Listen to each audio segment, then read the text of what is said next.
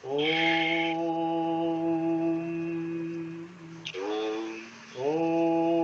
भूर्भुवः स्वः तत्सवितुर्वरेण्यं भर्गो देवस्य धीमहि धियो यो नः प्रचोदयात्। ॐ सहना भवतु सहनौ भुनक्तु सह वीर्यं करवावहै तेजस्विनावधीतमस्तु मा विद्विषावहै। ॐ शान्ति शान्ति शान्तिः। श्रुतिस्मृतिपुराणानाम् आलयं करुणालयं नमामि भगवत्पाद शङ्करं लोकशङ्करं शङ्करं शङ्कराचार्यं केशवं बादरायणं सूत्रभाष्यकृतौ वन्दे भगवन्तौ पुनः पुनः। त्वमेव माता च पिता त्वमेव त्वमेव बन्धुश्च सखा त्वमेव त्वमेव विद्या द्रविणं त्वमेव त्वमेव सर्वं मम देव देव। ओम शिव शंकर भोलेनाथ कैलाशपति महाराज की जय। श्री कृष्ण शरणम ममः। श्री कृष्ण शरणम ममः का मतलब है ज्ञान की शरण में। श्री कृष्ण किसी व्यक्ति का नाम नहीं है, श्री कृष्ण यहाँ पर ज्ञान को कहते हैं। हम सब ज्ञान की शरण में ही जा सकते हैं और दूसरी कोई शरण हमें मिल ही नहीं सकती। चाहे आप कोई भी शरण में जाना ज्ञान की शरण में ही होगा।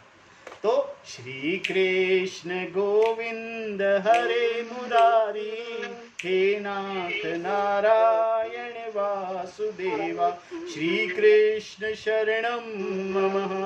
देव ऋषि नारद भगवान की जय, श्री सूत जी महाराज की जय, शौनक आदि ऋषियों की जय, महर्षि भगवान व्यास जी महाराज की जय, शुकदेव भगवान की जय, शंकराचार्य भगवान की जय, स्वामी चिन्मयानंद भगवान की जय, स्वामी दयानंद भगवान की जय, स्वामी प्रबुदानंद भगवान की जय, स्वामी शुद्धानंद भगवान की जय, साध्वी आनंद ज्योति जी की जय, सभी गुरु देवताओं की जय, सभी गुरु देवताओं की जय, सभी गुरु देवताओं की जय। श्री कृष्ण गोविंद हरे मुरारी हे नाथ नारायण वासुदेवा श्री कृष्ण गोविंद हरे मुरारी हे नाथ नारायण वासुदेवा।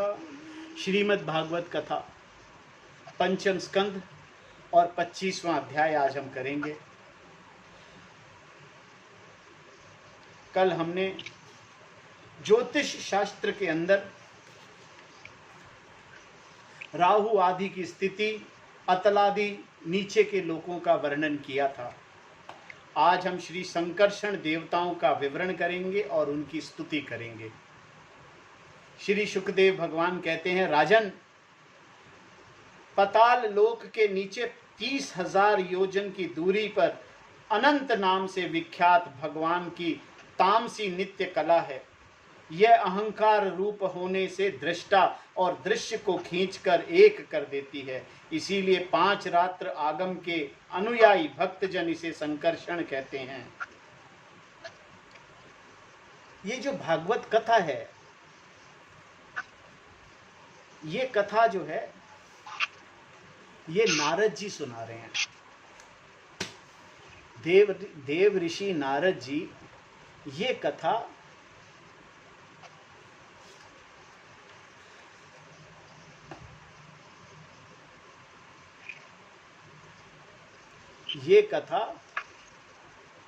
भक्ति, ज्ञान और वैराग्य को ठीक करने के लिए, क्योंकि नारद जी जो हैं वो आते हैं, देखते हैं पृथ्वी लोक के ऊपर घूमते हैं, सब जगह धर्म का नाश हो रखा है, धर्म पूर्णतः खत्म हो चुका है। वो घूमते घूमते वृंदावन पहुंचते हैं और वृंदावन में देखते हैं कि वहाँ भक्ति जो है, वहाँ एक स्त्री और उसके पास में 2 बुजुर्ग लोग बैठे पड़े हुए हैं, लेटे हुए हैं, घायल अवस्था में हैं। तो भगवान नारद जी उनसे पूछते हैं कि आप कौन हैं? तो वो स्त्री बताती है कि मैं भक्ति हूँ और ये मेरे दोनों पुत्र हैं, ज्ञान और वैराग्य, और ये मुझसे भी ज़्यादा आयु के दिख रहे हैं।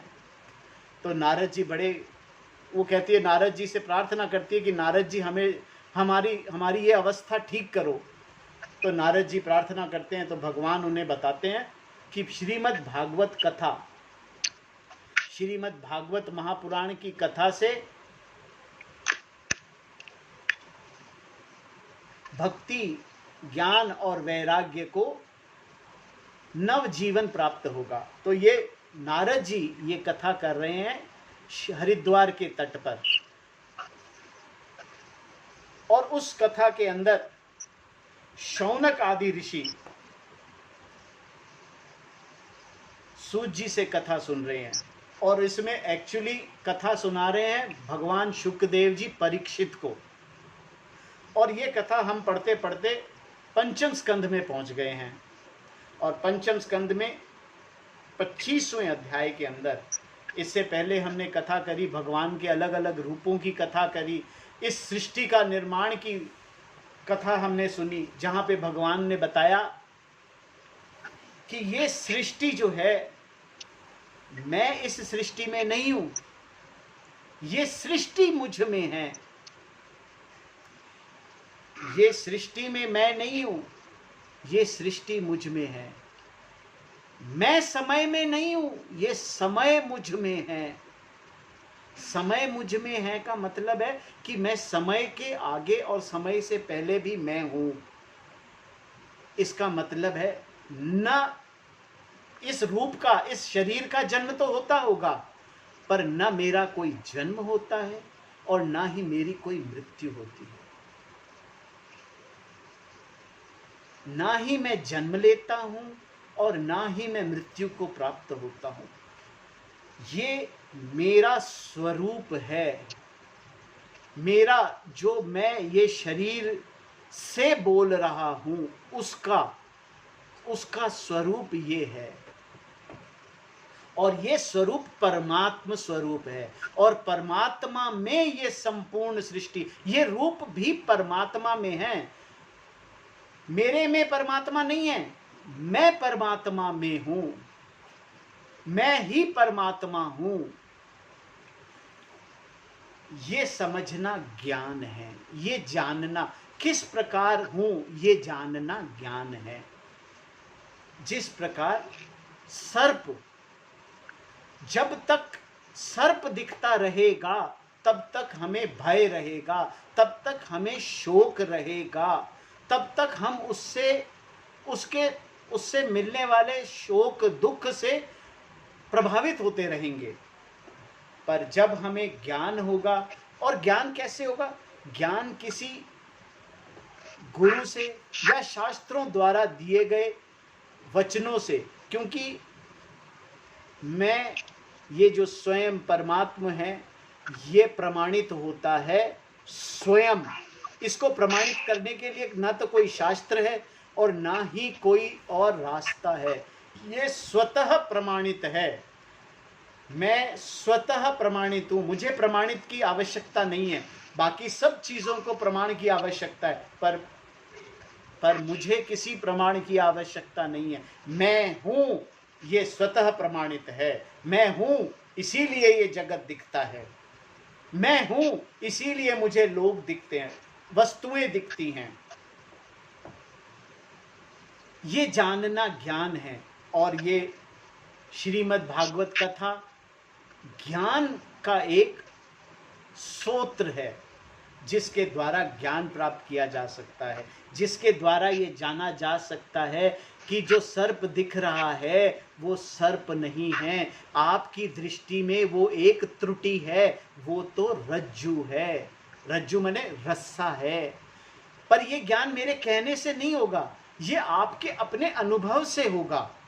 ये ज्ञान मेरे कहने से नहीं होगा, ये आपके अपने अनुभव से प्राप्त होगा। और आपका अनुभव ही ज्ञान है, आपका अपना समझना ही ज्ञान होगा।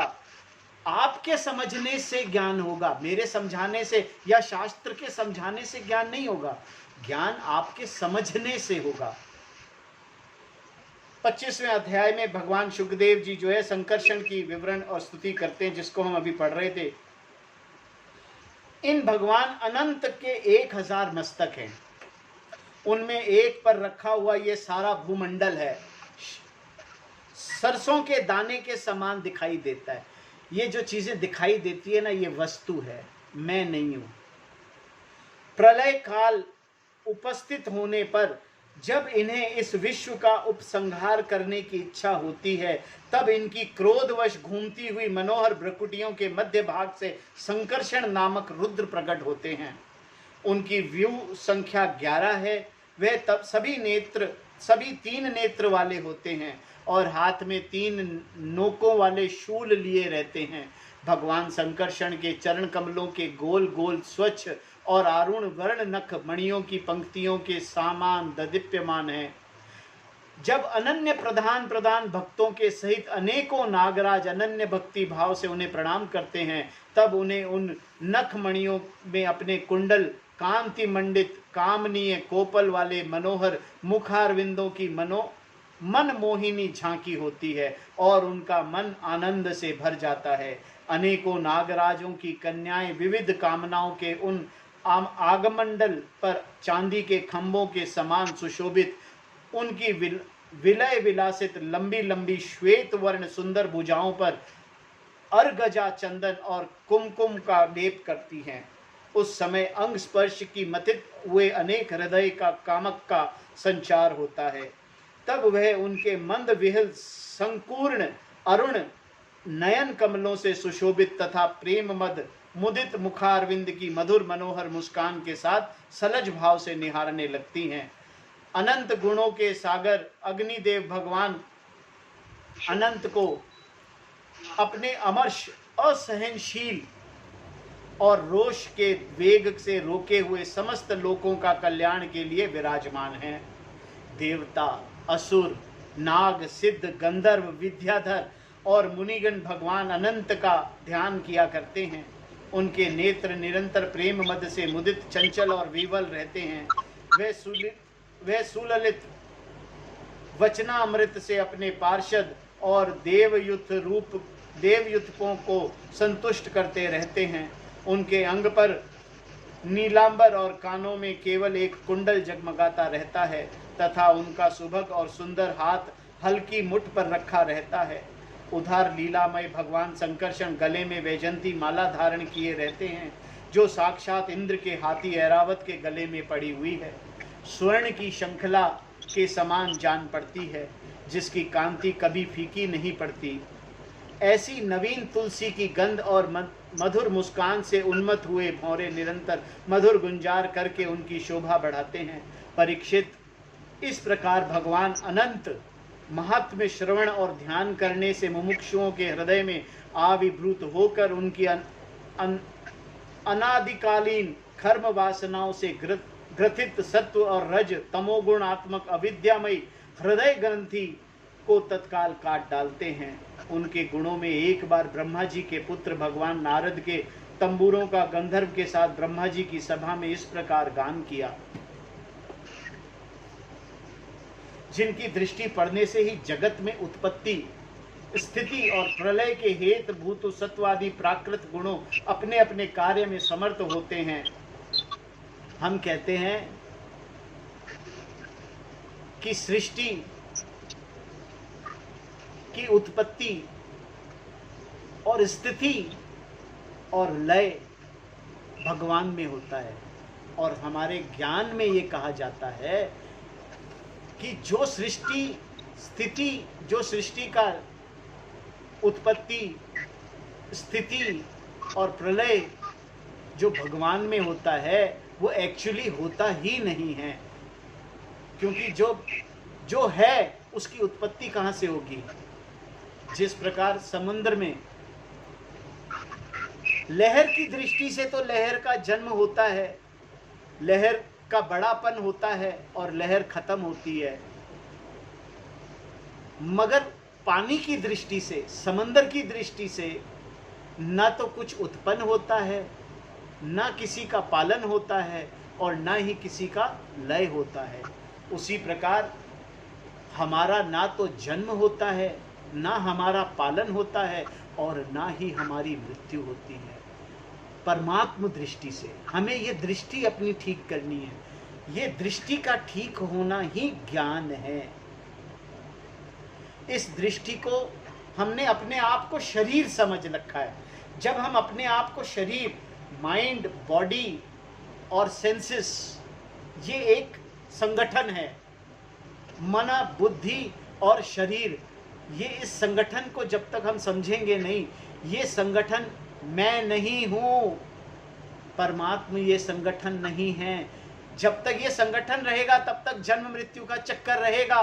जब ये संगठन नहीं होगा तब जन्म मृत्यु का कोई चक्कर नहीं होगा, क्योंकि मैं ये संगठन नहीं हूँ, ना मैं ये शरीर हूँ, ना ही मैं कोई सेंस ऑब्जेक्ट्स हूँ, ना ही मैं वासनाएं हूँ। वासना माने किसी भी चीज को चाहना, किसी भी वस्तु को चाहना एक वासना है। किसी भी वस्तु को, चाहे वो भोग को चाहना, ये चाहना जो है, यहाँ से डिजायर से मैं और मेरापन शुरू होता है। मैं ये चाहता हूँ, मैं कौन? मैं ये शरीर ये चाहता है, जबकि मैं परमात्मा दृष्टि से ऐसा कुछ नहीं चाहता। इसीलिए परमात्मा दृष्टि से ना तो मेरा जन्म होता है, ना ही मेरी मृत्यु होती है। क्योंकि जो हर समय है वो जन्म कैसे लेगा? जो हर समय है और जो सब कुछ पालता है, वो उसको कौन पाल सकता है?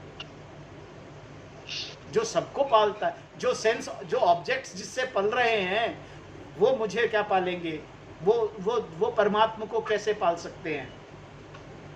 और उसकी मृत्यु, मेरी मृत्यु नहीं होती, तो जो है वो मर नहीं सकता, जो है वो पैदा नहीं हो सकता।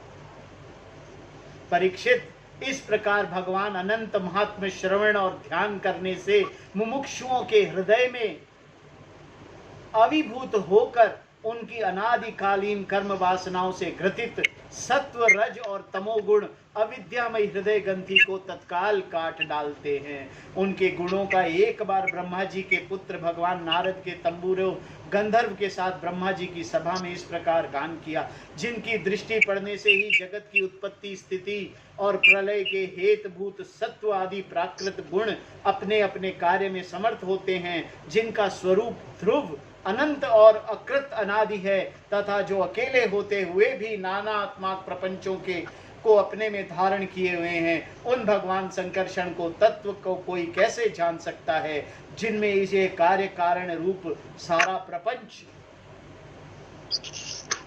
भास रहा है, तथा अपने निज जनों का चित्त आकर्षित करने के लिए की हुई जिनकी वीरतापूर्ण लीला का हम परम प्रकृति सिंह के आदर्श मानकर अपनाया है, उन उदार वीर्य संकर्षण भगवान ने हम पर बड़ी कृपा करके यह विशुद्ध सत्वमय स्वरूप धारण किया है, जिनके सुने सुनाए नाम का कोई पीड़ित अथवा पतित पुरुष अकस्मात अथवा हंसी से भी उच्चारण कर लेता है, तो वह पुरुष दूसरे मनुष्यों के भी सारे पापों को तत्काल नष्ट कर देता है। ऐसा शेष भगवान को छोड़कर मुमुक्षु पुरुष और किसका आश्रय ले सकता है?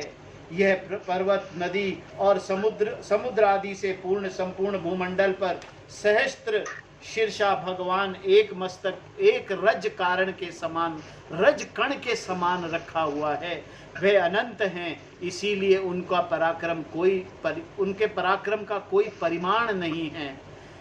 किसी के 1000 जीव हों तो भी वे सर्वव्यापक भगवान के पराक्रमों की गणना करने में साहस कैसे कर सकता है?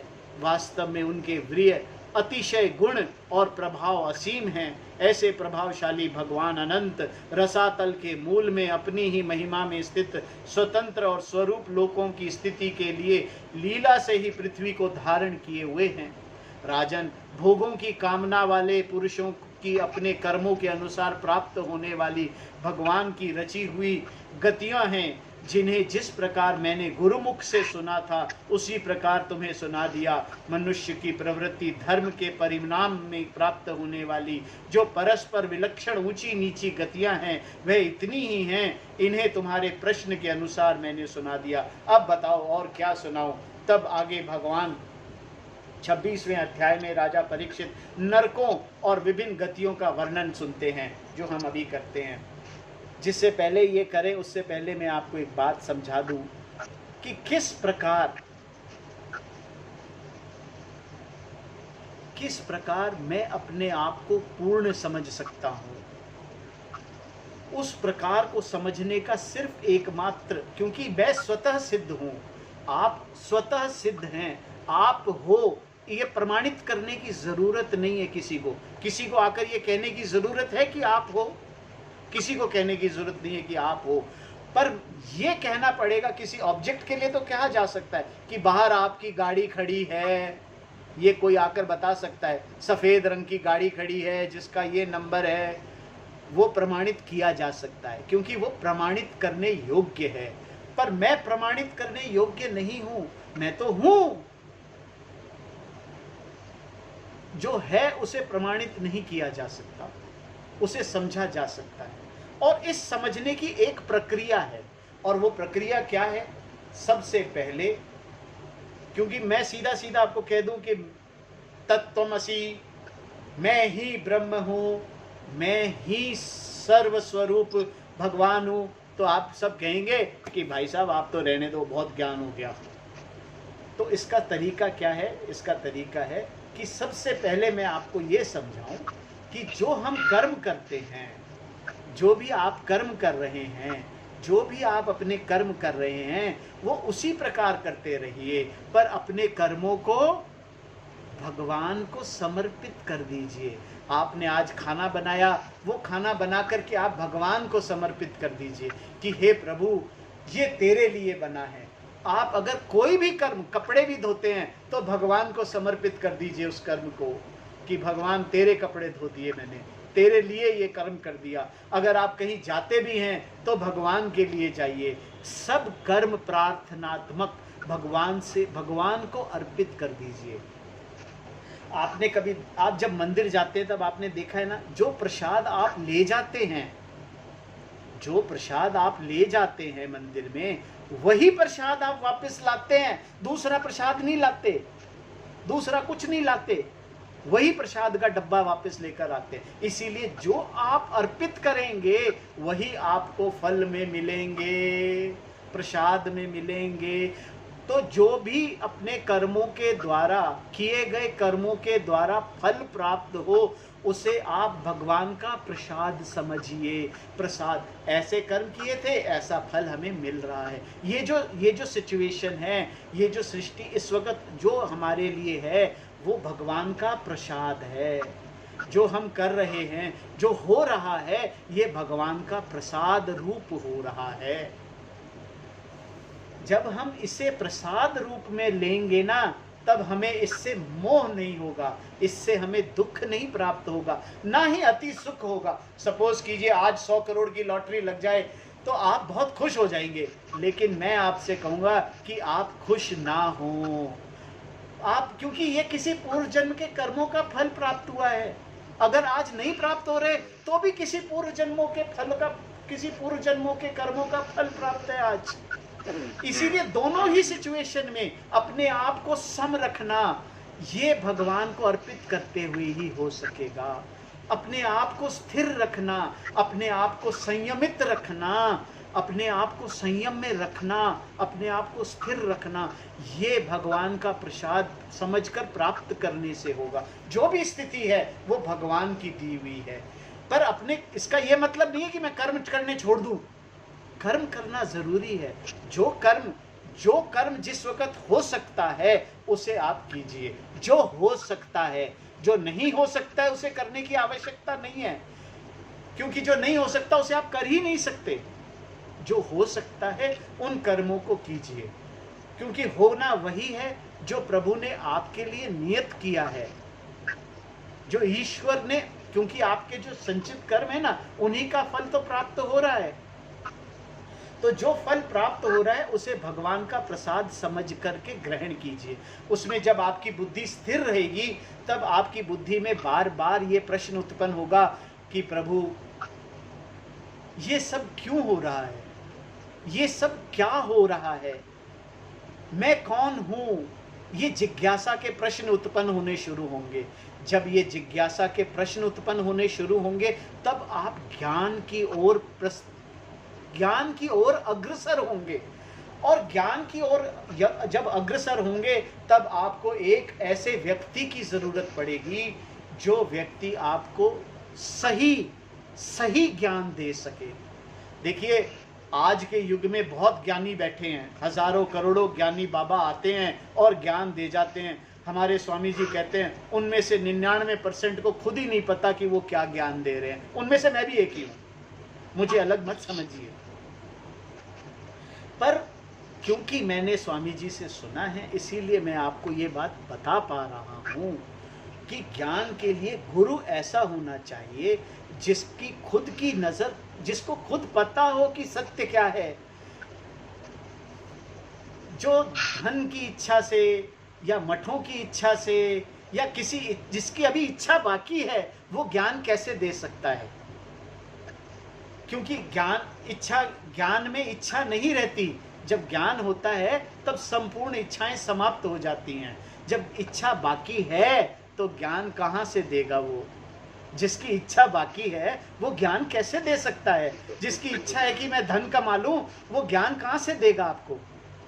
तो ऐसे व्यक्ति की जरूरत है जिसकी बुद्धि, जिसकी दृष्टि क्लियर हो चुकी है, जो ये समझ चुका है कि इच्छाओं में जिसकी वासनाएं समाप्त हो चुकी हैं, कि वासनाओं में अब कुछ नहीं है, वासनाओं की प्राप्ति में सुख नहीं है, सुख सिर्फ ज्ञान में है। जो इस बात को समझता है वही ज्ञान दे सकता है। तो गुरु का ज्ञानी होना जरूरी है। पढ़ तो बहुत सारे लोग लेंगे, हजारों करोड़ों लोग ये किताबें, ये शास्त्र पढ़ सकते हैं, पर पढ़ना नहीं है, इन्हें समझना है और समझाना है। समझा वही सकता है जिसने इन्हें संपूर्ण रूप से धारण किया हो। संपूर्ण रूप से माने जिसके अंदर अब कोई सुख दुख, कोई तरह की इच्छाएं बाकी ना रही हो, जिसके अंदर अब कोई तरह का अवशेष ना रह गया हो, जो कर्म करते हुए भी अकर्ता है, जो पढ़ाते हुए भी ये कहे कि मैं नहीं पढ़ा रहा, जो समझाते हुए भी ये कहे कि मैं नहीं समझा रहा, जो ये कहे कि समझा तो सिर्फ भगवान ही सकते हैं, दूसरा तो कोई समझा ही नहीं सकता। दूसरा कैसे समझाएगा? कोई जिसको भगवान का पता ही नहीं है वो भगवान के बारे में क्या बताएगा?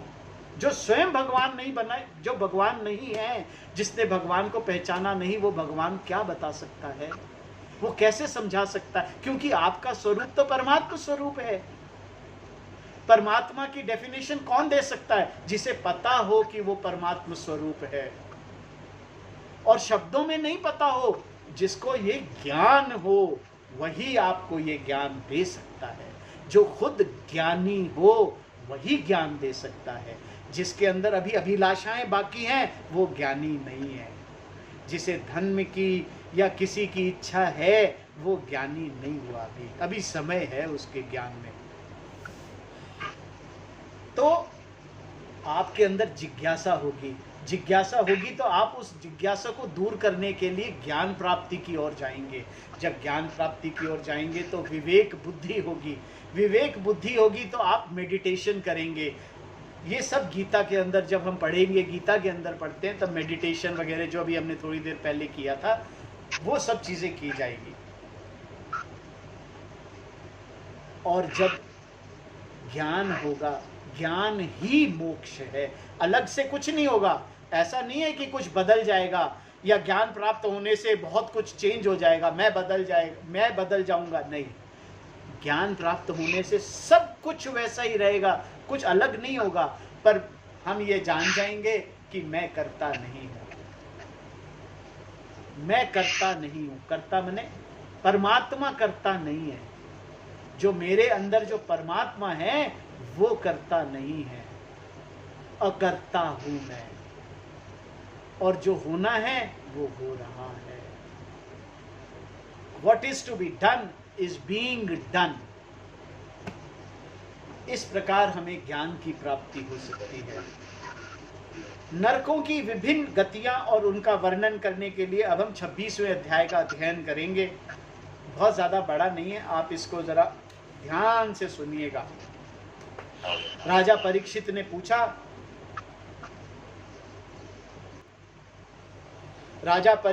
पूछा, महर्षि, लोगों को जो ऊंची नीची गतियां प्राप्त होती हैं, उनकी इतनी विभिन्नता क्यों है?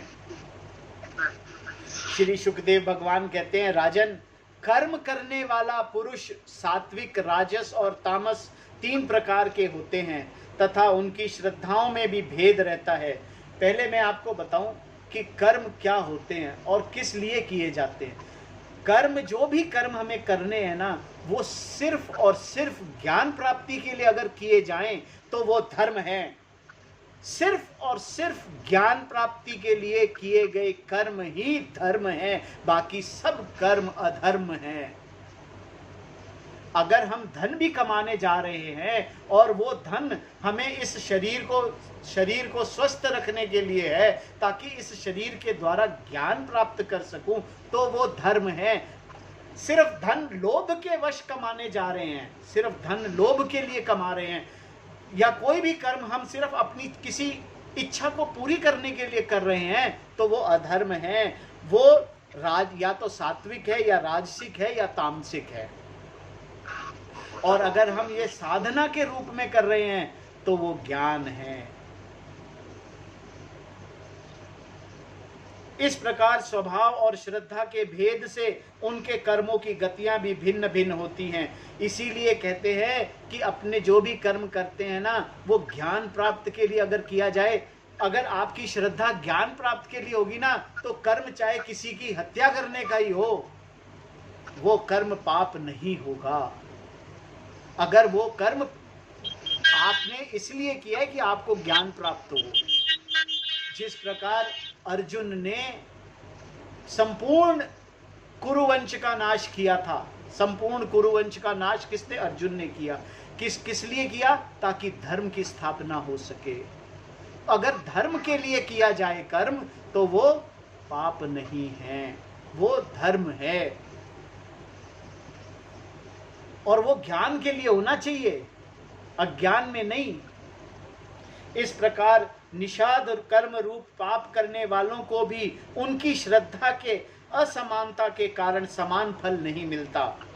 अतः अनादि अविद्या के वशीभूत होकर कामना पूर्वक किए हुए उन निषिद्ध कर्मों के परिणाम में जो हजारों तरह की नारकी गतियां होती हैं, उनका विस्तार वर्णन करेंगे। राजा परीक्षित ने पूछा, भगवान, आप जिनका वर्णन करना चाहते हैं वह नरक इसी पृथ्वी के कोई देश विशेष हैं, अथवा त्रिलोकी से बाहर या उनके भीतर की कोई जगह है? यहाँ जो प्रश्न अब परीक्षित जी ने किया है कि भगवान ये तो बताओ कि ये जो नरक है, ये जो स्वर्ग है, ये कहीं बाहर है या इसी लोक में है? तो मैं आपको बताऊं कि चाहे कोई भी लोक हो, चाहे स्वर्ग लोक हो, चाहे नरक लोक हो, चाहे देवलोक हो, चाहे वैकुंठ लोक हो, चाहे ध्रुव लोक हो, ये सब सिर्फ लोक हैं। इनमें श्री सुखदेव भगवान कहते हैं, राजन, वे त्रिलोकी के भीतर ही हैं, त्रिलोक से अलग नहीं है।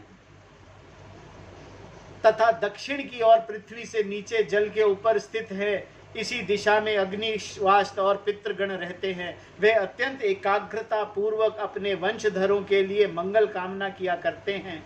उस नरक लोक में सूर्य के पुत्र पितृराज भगवान यम अपने सेवकों के सहित रहते हैं तथा भगवान की आज्ञा का उल्लंघन न करते हुए अपने दूतों द्वारा वहां लाए गए मृत प्राणियों को उनके दुष्कर्मों के अनुसार पाप का फल दंड देते हैं। परीक्षित, कोई लोग नरकों की संख्या 21 बताते हैं। अब हम नाम, रूप और लक्षणों के अनुसार उनका कर्मशः वर्णन करते हैं। उनके नाम ये हैं: तासमित्र, अनाथ तासमित्र, रौरव, महारौरव, कुंभीपाक, खालसूत्र, असीपनवन, शुक्रमुख, अंधकूप, क्रमी भोजन, संदश, तप्त सुरमी, वज्रकंठ, टकशालमली, वैतरणी, पुयोध, प्राणरोध, विशसन, लालाभक्ष, सार्मयदान, अविचि और अयहपन। इनके सिवा शारधर्म, रक्षोगण भोजन, शोलप्रोत, दंदशूक, अवट निरोधन, पार्यवर्तन और सुमुचि मुख, ये 7 और मिलकर कुल 28 नरक तरह तरह के यातनाओं को भोगने का स्थान है। जो पुरुष दूसरों के धन, संतान अथवा स्त्रियों का हरण करता है, उसे अत्यंत भयानक यमदूत कालपाश में बांधकर बलक तास्मिन नरकों में गिरा देते हैं। उस अंधकारमय नरक में जो अन्न जल न देना, डंडे लगना, भय दिखलाना आदि अनेक प्रकार के उपायों से पीड़ित किया जाता है, इससे अत्यंत दुखी होकर वह एकमात्र मूर्छित हो जाता है। इसी प्रकार जो पुरुष किसी दूसरे को धोखा देकर उसकी स्त्री आदि को भोगता है, अंधतामिस्त्र नरक में पड़ता है। वहां की यातनाओं से पड़कर वह जुड़े हुए कटे हुए वृक्ष के समान वेदना की मारे सारी सुध बुध खो बैठता है। जितने भी नरक और स्वर्ग का यहाँ वर्णन किया जाएगा, ये सारे के सारे स्वर्ग और नरक यहीं इसी समय हम भोग रहे हैं। अगर हम ज्ञान प्राप्त करते हैं तो हमें इन सब से आज़ादी मिलती है और ज्ञान परमात्मा की प्राप्ति होती है। और हम ये किस तरह भोग रहे हैं? इनको भोगने के लिए हमें अलग कहीं नहीं जाना, दूर कहीं नहीं जाना। जो अच्छे कर्मों के जो अच्छे फल मिलते हैं ना, वो स्वर्ग है। और जो बुरे फल मिलते हैं, जैसे जो कीड़े जानवर जो लोगों में जो जन्म होता है, ये नरक जन्म है और वो नरक भुगत रहे। तो अगर हम ऐसे कर्म करेंगे तो हमें भगवान अगले जन्म में इस तरह का रूप दे देंगे जहाँ पर हमें ये सब भुगतना पड़ेगा। इसीलिए बार बार ये बात कही जाती है कि मनुष्य जन्म जो है, इसी जन्म के अंदर ज्ञान की प्राप्ति की जा सकती है। इसी जन्म में, दूसरे किसी जन्म में ज्ञान की प्राप्ति नहीं की जा सकती। दूसरी किसी योनि में ज्ञान की प्राप्ति नहीं हो सकती। सिर्फ मनुष्य योनि में ज्ञान की प्राप्ति होती है। और अगर इस योनि को बर्बाद कर दिया तो हजारों जन्म जो हमने कर्म किए हुए हैं ना, जो अभी कर्म कर रहे हैं और जो संचित कर्म है हमारे पिछले जन्मों के जो कर्म है, उन सबको भोगने के लिए हमें फिर जन्म पे जन्म, जन्म और मृत्यु के चक्र में पड़े रहना पड़ेगा। जो पुरुष इस लोक में यह शरीर ही मैं हूं और यह स्त्री धन ही मेरे हैं, ऐसी बुद्धि से दूसरे प्राणियों से द्रोह करके निरंतर अपने कुटुंब में ही पालन पोषण में लगा रहता है, वह अपना शरीर छोड़कर अपने पाप के कारण स्वयं को रौरव नरक में गिराता है। इस लोक में उसने जिन जिन जीवों को जिस जिस प्रकार कष्ट पहुंचाया होता है, परलोक में यम यातना का समय आने पर वह जीव रुरु होकर उसी प्रकार के कष्ट पहुंचाते हैं। इसीलिए इस नरक का नाम रौरव है। जैसे हम कर्म कर रहे हैं, ऐसे ही फल हमें मिलने वाले हैं। अगर हम गलत कर्म करेंगे तो नरकों की अगले जन्म में फिर भोगने पड़ेंगे। इसीलिए कहा जाता है कि इसी जन्म में आज अभी इसी वक्त ज्ञान प्राप्त करना ही हमारा मेन लक्ष्य है और दूसरा कोई लक्ष्य है ही नहीं। आप जो भी कर्म करते हैं वो ज्ञान प्राप्ति के लिए होना चाहिए। आपके सारे कर्म अगर ज्ञान प्राप्ति के लिए हैं तो ज्ञान प्राप्त होगा ही होगा। ऐसा ही महारौरव नरक है। इसमें वह व्यक्ति जाता है जो और किसी की परवाह न कर केवल अपने ही शरीर का पालन पोषण करता है। वह कच्चा मांस खाने वाले रुरु इस मांस के लोभ से काटते हैं। जो क्रूर मनुष्य इस लोक में अपना पेट पालने के लिए जीवित पशु या पक्षियों को रौंदता है, उसे हृदयहीन राक्षसों के नए बीते पुरुष को यमदूत कुंभिक नरक में ले जाकर खौलते हुए तेल में रौंदते हैं। इस प्रकार की कथाएं कही जाती है। जो मनुष्य इस लोक में माता पिता, ब्राह्मण और वेद से विरोध करता है, उसे यमदूत काल सूत्र नरक में ले जाते हैं। इसका घेरा 10,000 योजन, उसकी भूमि तांबे की है। इसमें जो तपा हुआ मैदान है वह ऊपर से सूर्य और नीचे से अग्नि दाह से जलता रहता है। वहां पहुंचाया हुआ पापी जीव भूख प्यास से व्याकुल हो जाता है और उसका शरीर बाहर भीतर से जलने लगता है। उसकी बेचैनी यहाँ तक बढ़ती है कि वह कभी बैठता है, कभी लेटता है, कभी झटपटाने लगता है, कभी खड़ा होता है, कभी इधर उधर दौड़ने लगता है। इस प्रकार उस नर पशु के शरीर में जितने रोम होते हैं उतने ही 1000 वर्षों तक की उसकी दुर्गति होती रहती है।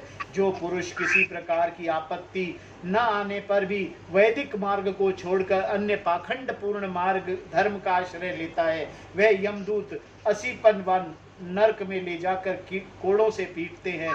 जब मार से बचने के लिए इधर उधर दौड़ने लगता है तब उसके सारे अंग तालवन और तलवार के समान पहने पत्तों से, जिन्हें दोनों धार होती है, टूक टूक होने लगता है।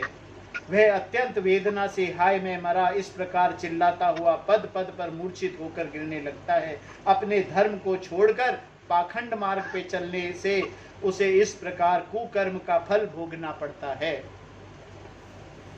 इस लोक में जो पुरुष राजा या कर्मचारी राजकर्मचारी होकर किसी निरपराध मनुष्य को दंड देता है अथवा ब्राह्मण शरीर दंड देता है, उस महापापी मरकर सूकर मुख नरक में गिरता है और महाबली यमदूत उसके अंग को कुचलते हैं तथा कोलुहम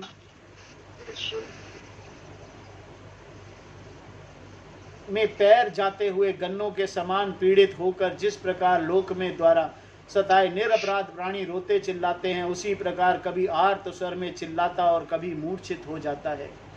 देखिए, ये सब कर्मों के फल जो है ना हमें भोगने हैं।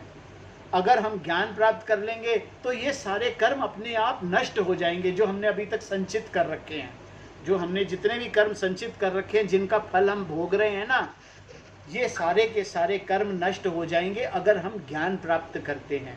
और अगर हम ज्ञान प्राप्त नहीं करते तो हम ये सारे कर्म भोगेंगे जैसे हम भोग रहे हैं। कभी हम कोई ऐसा जीव बन जाएंगे जो दूसरे जीवों को खाता है। कभी हम कुछ ऐसे बन जाएंगे कि गन्ना बन जाएंगे जिसे मशीन के अंदर डाल दिया जाता है। कभी हम कुछ बन जाएंगे। ऐसे रूप हम धारण करते रहेंगे, ऐसे शरीरों में हम विचरण करते रहेंगे जहाँ हमें हर पल हर समय हमें तकलीफ होगी। अभी इस शरीर में इतनी तकलीफ हो रही है तो बाकी के शरीरों में कितनी तकलीफ होगी, ये विवरण हम यहाँ पढ़ने की प्रयास कर रहे हैं। सिर्फ ज्ञान ही हमें मुक्ति दिला सकता है, ज्ञान ही हमें मोक्ष दिला सकता है। जो पुरुष जो खटमल का जीवन है, वो भी जो पुरुष इस लोक में खटमल आदि जीवों की हिंसा करता है, वह उनसे द्रोह करने वाले के कारण अंधकूप नरक में गिरता है, क्योंकि स्वयं भगवान ने रक्तपान आदि उनकी वृत्ति बना दी है और उन्हें इसके कारण दूसरों को कष्ट पहुंचाने का ज्ञान भी नहीं होता। किंतु मनुष्य की वृत्ति भगवान ने विधि निषेध पूर्वक बनाई है और उसे दूसरों का कष्ट का ज्ञान भी है।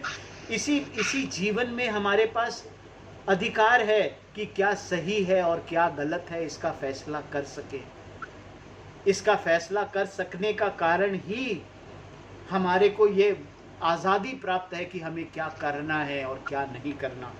अगर हम नहीं करने वाले कर्म करेंगे तो हमें नरकों की यात्रा करनी पड़ेगी। इस किसी भी शरीर की यात्रा नरक यात्रा है।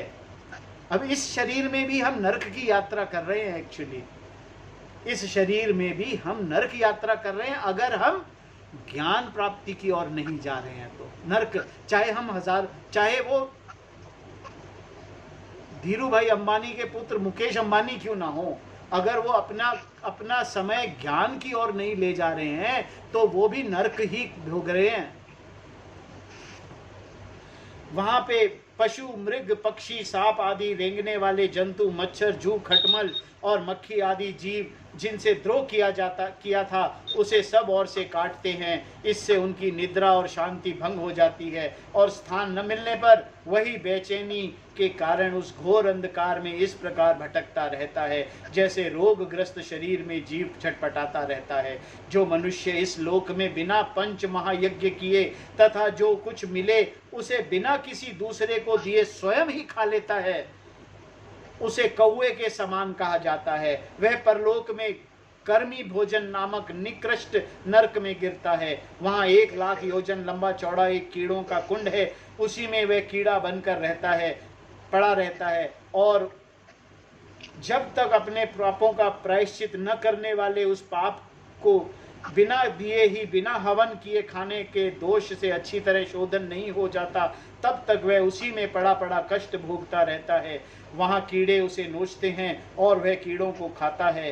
राजन, इस लोक में जो व्यक्ति चोरी या बरजोरी से ब्राह्मण के अथवा आपत्ति के समय न होने पर किसी दूसरे पुरुष के स्वर्ण और रत्न आदि का हरण करता है, उसे मरने पर यमदूत संदेश नामक नरक में ले जाते हैं। तपाए हुए लोहे के गोलों से दागते हैं और सड़सी से उसकी खाल नोचते हैं। इस लोक में यदि कोई पुरुष अगम्य स्त्री के साथ संभोग करता है अथवा कोई स्त्री अगम्य पुरुष के साथ व्यभिचार करती है, तो यमदूत उसे तप्त सुरमी नामक नरक में ले जाकर कीड़ों से पीटते हैं तथा पुरुष को तपाए हुए लोहे की स्त्री मूर्ति और स्त्री से तपाई हुई पुरुष मूर्ति से आलिंगन कराते। जो पुरुष इस लोक में पशु आदि सभी से व्यभिचार करता है, उसे मृत्यु के बाद यमदूत वज्र कोट शालमिल नरक में गिराते हैं और वज्र के समान कठोर कांटों वाले समेर के वृक्ष पर चढ़ाकर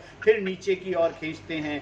जो राजा या राजपुरुष इस लोक में श्रेष्ठ कुल में जन्म पाकर भी धर्म आदि मर्यादा का उच्छेद करते हैं, वह मर्यादातिक्रमण के कारण मरने पर वैतरणी नदी में पटके जाते हैं।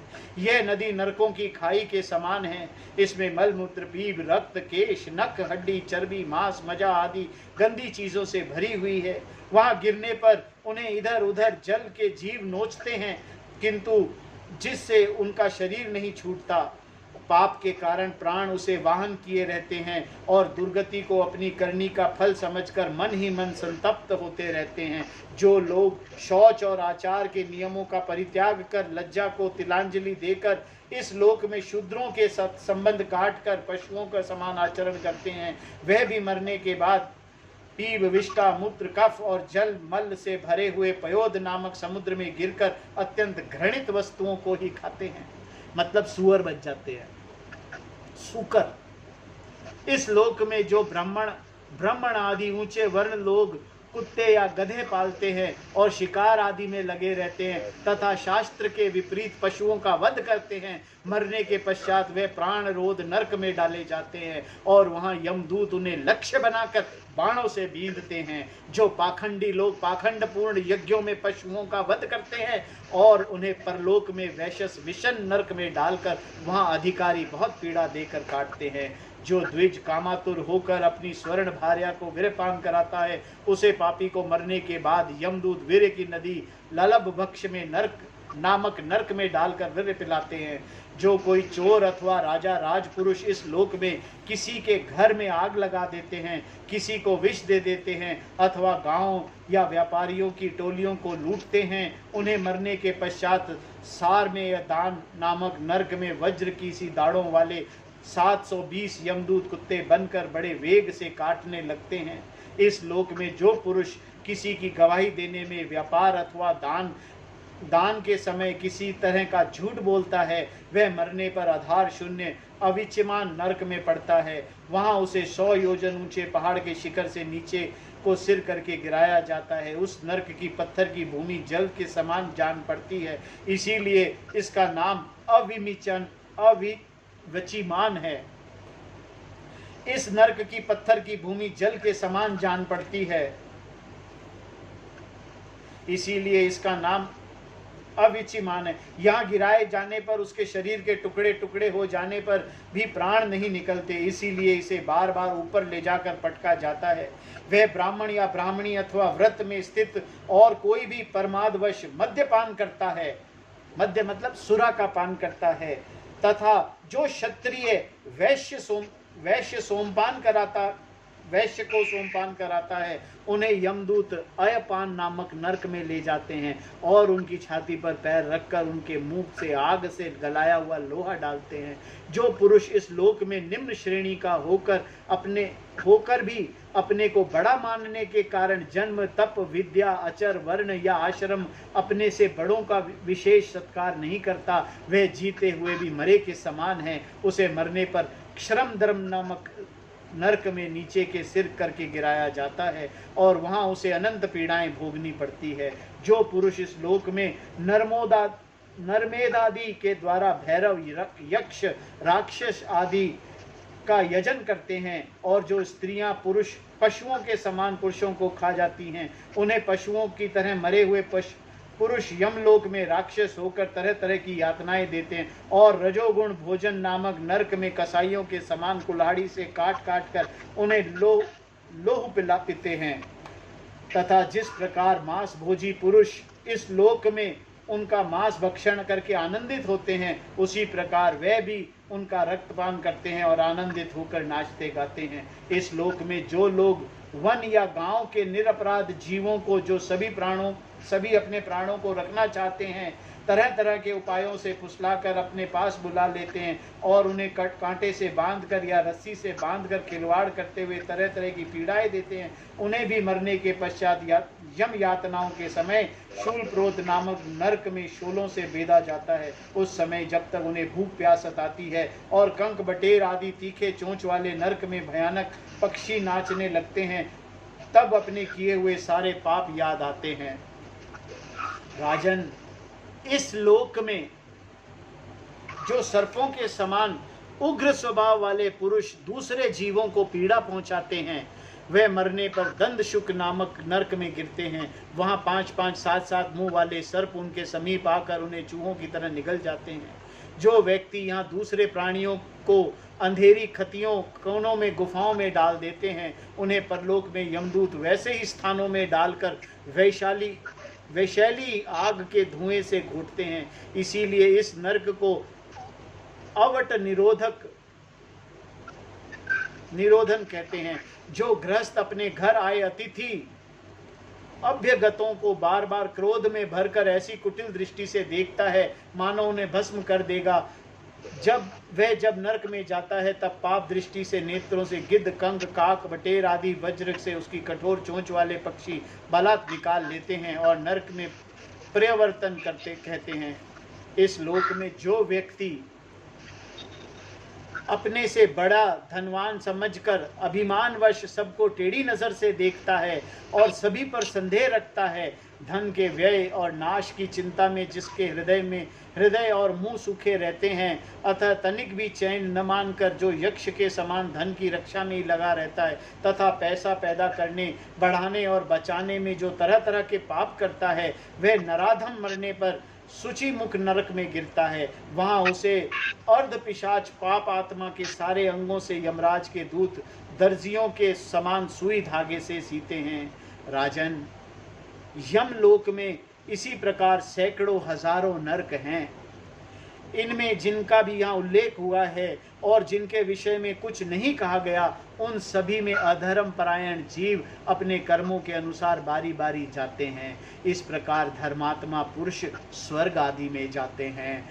इस प्रकार नरक और स्वर्ग भोग से जब इसके अधिकांश पाप और पुण्य क्षीण हो जाते हैं, तब बाकी के बचे हुए पुण्य पाप रूप कर्मों को लेकर वे फिर इस लोक में जन्म लेने के लिए लौट आते हैं। देखिए, जितने भी नरकों का यहाँ वर्णन किया गया है, ये नरक भोग कर या स्वर्ग भोग कर कितने हजारों जीवन वापस समाप्त करके हमें वापस मनुष्य जन्म लेना पड़ता है। और मनुष्य जन्म किस लिए लेना है? ये सारे भोग किस लिए भोगने हैं? क्योंकि हमें ज्ञान प्राप्त करना है। ज्ञान के अलावा कोई दूसरा लक्ष्य नहीं है। ज्ञान के अलावा कोई दूसरा लक्ष्य है ही नहीं जो हमें प्राप्त करना है। कोई भी चीज अगर हमें लग रहा है ना कि हमें प्राप्त करनी है, वो ज्ञान के लिए है। इन धर्म और अधर्म दोनों से विलक्षण जो निवृत्ति मार्ग है, उसका तो पहले द्वितीय स्कंद में ही वर्णन हो चुका। पुराणों में जिसका 14 भुवन के रूप में वर्णन किया गया है, वह ब्रह्मांड कोश इतना ही है। यह साक्षात परम पुरुष श्री नारायण का अपनी माया के गुणों से युक्त अत्यंत स्थूल स्वरूप है। इसका वर्णन मैंने तुम्हें सुना दिया। परमात्मा भगवान उपनिषदों में वर्णित निर्गुण स्वरूप यद्यपि मन बुद्धि की पहुंच के बाहर है, तो भी जो पुरुष स्थूल रूप का वर्णन आदर पूर्वक पढ़ता है, सुनता या सुनाता है, उसकी बुद्धि श्रद्धा और भक्ति के कारण शुद्ध हो जाती है और वह उस सूक्ष्म रूप का भी अनुभव कर सकता है।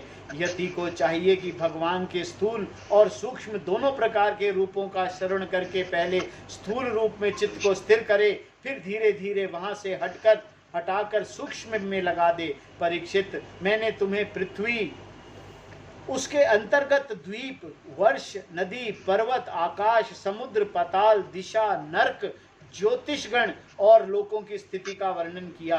यही भगवान की अति अद्भुत स्थूल रूप है जो समस्त जीवन समुदाय पर आश्रित है।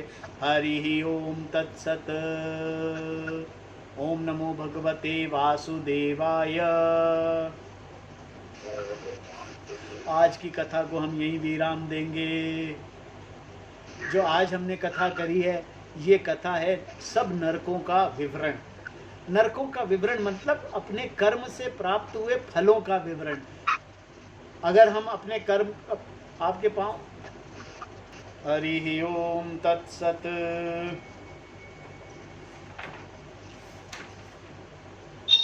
आरती अति पावन पुराण की, धर्म भक्ति विज्ञान खान की। आरती अति पावन पुराण की, धर्म भक्ति विज्ञान खान की।